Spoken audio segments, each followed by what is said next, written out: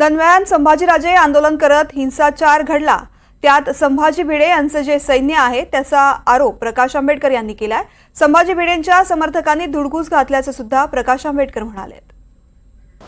जो काही तिथे प्रकार घडलाय संभाजीराजे आंदोलन करत असताना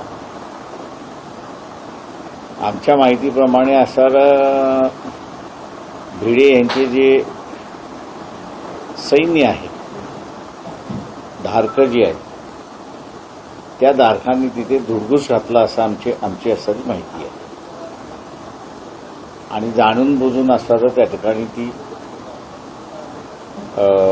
तिथल्या लोकांना मारझोड झाली, दुकानं तोडण्यात आली आणि एक तंग वातावरण त्या ठिकाणी करण्यात आलेलं आहे। एका बाजूला सरकारने असणारं याची चौकशी करून दंगेखोर कोण होते ते त्यांनी असणारं शोधावं आणि दुसऱ्या बाजूला